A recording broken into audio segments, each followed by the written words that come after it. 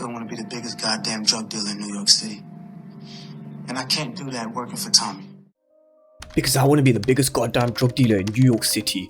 Dre Coleman, better known as Dre, was a ruthless and a smart individual, and love him or hate him as a character, you can't deny he used Ghost and Kanan's blueprint to manipulate his enemies on his way to the top. But how exactly did Dre do this, and how was he able to manipulate his enemies? I'm diving deep into season 4 of Power, where Dre climbed his way to the top. So welcome back to MovieBot, let's talk all things Power and Dre Coleman.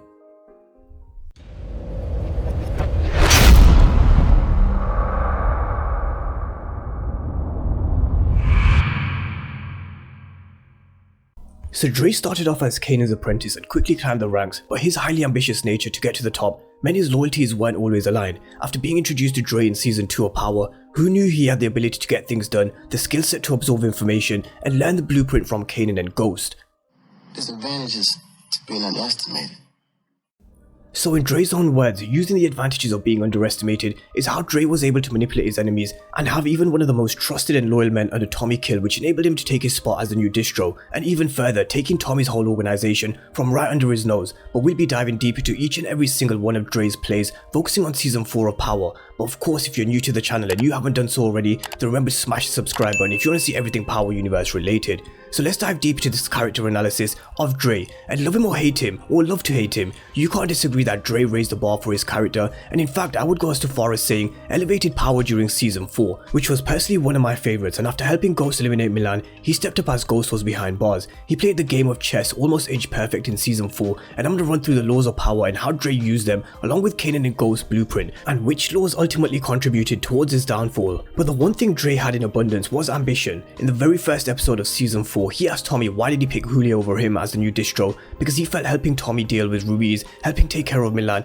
earned him his chance. But Dre never had the full trust of Tommy at the time because he was suspicious Dre was hiding something, the mystery person Slim, who of course was Kanan. So Dre needed to either wait his turn or make it his turn, and Dre made his move when Julio and himself were taken in by the feds where they were questioned about James St. Patrick. And it's fair to say Dre never liked Julio much either, but the key to power here was Dre's ability to judge who's best able to make sure he gets where he wants to get, which is law 2, learning how to use enemies. So Dre planted the seed in Tommy's mind, telling him that Julio was in longer with the feds and making Tommy think Julio was a snitch. And now the seed was planted because we even saw Tommy indirectly firing a warning to Julio, telling him that you can never know who you can trust. And this was the perfect moment to strike, and Dre knew this because with Ghost effectively gone, he was sitting pretty at the top of Ghost Empire Truth, looking over just like Ghost did, as Spanky and his girls ran the pills through the club, and his system worked. It was discreet yet effective, and this is what he was able to sell to Diego and Alicia Jimenez later on in the season. But with the seed planted and with Crystal Ball's lack of respect for Julio, he held off giving his money to Julio for his product, effectively causing a tiny rift between Tommy and Julio,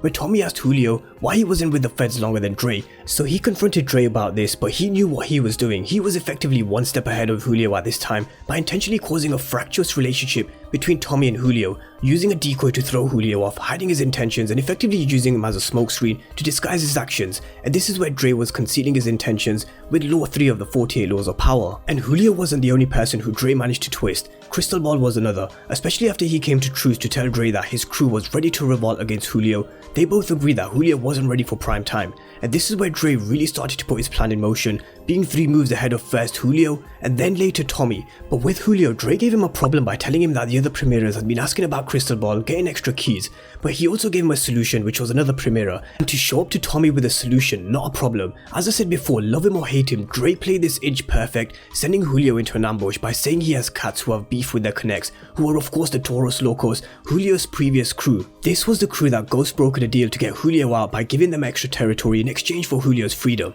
This is where Dre won his first battle, being promoted as Distro by Tommy, but this actually backfired for a moment on Dre, which he then used to his advantage later because Tommy wanting extra territory and access to the Cali ports from the Jimenez in exchange for Julio's death was never going to happen, and Dre read the situation here, and this is when he thought he can go one step further. And in this situation, sometimes it's better to say less than necessary because power in many ways is a game of appearances, and when you say less than necessary, you inevitably appear greater and more powerful than you are. Knowing that the Primeras don't want to go to war with the Jimenez cartel, Dre being 3 moves ahead, he approached Diego and Alicia Jimenez, and at this point telling him that he can deliver the whole of Tommy's organization without starting a war because the Primeras had lost faith in Tommy, but they would trust Dre and they would follow Dre. Ironically, this is where Dre said he wanted to be the biggest goddamn drug dealer in New York City. He saw the Bassett Hotel group of 20 hotels and nightclubs all over the world as a selling point for them doing business, and telling Tommy that the Jimenez cartel agreed to his deal, he was way ahead of Tommy and even planned to use one of Tommy's weaknesses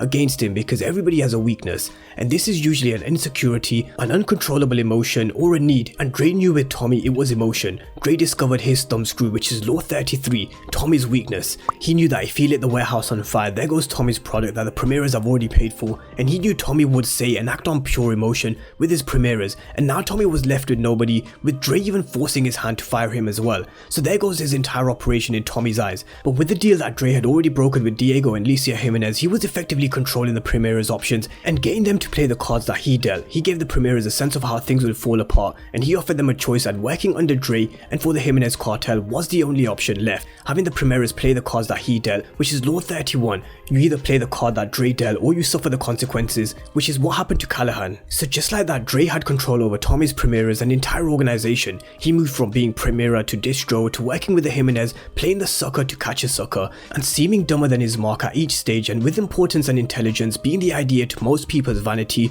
Dre challenged first Julio and then Tommy's brain power, and Dre technically won the game of power in season 4, and I say only in season 4 because of course we all know what happened to him after, and I will do a second video on his downfall, and his downfall effectively fell between 3 laws of power which he was never quite able to master: crushing his enemy totally, never going past the mark you aim for, and planning all the way to the end. These are 3 of the laws which contributed to Dre's downfall, because at the end of season 4 he played a move which effectively could have been checkmate. If he had successfully killed Kanan, Tommy and Ghost, that would have been checkmate. Then who knows what Dre could have achieved, but he didn't crush his enemy totally. He failed to kill Kanan at the end of season 4, and at the beginning of season 5 he lured Kanan, Tommy and Ghost to his warehouse, ambushed them, which is something Ghost later acknowledged that was a very smart move from Dre, and it's something that he would have done himself. But if he killed Tommy, Ghost and Kanan, it really would have been checkmate. And he also went after the one person's organization who he really shouldn't have. He initially set out to become Distro, but his ambitious nature took over, and Dre really was a cat with 9 lives. He really should have died sooner than he did. And the law of planning all the way till the end is something that Ghost did, because the ending is everything. Dre had to plan towards the ending, taking into account all of the possible consequences,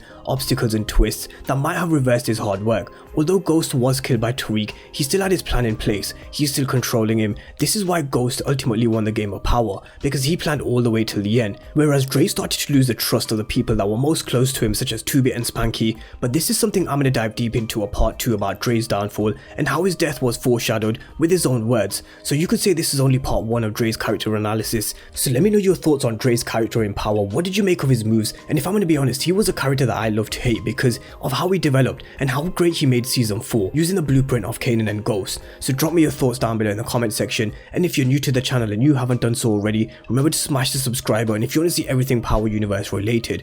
But thank you guys for watching, and I'll see you next time.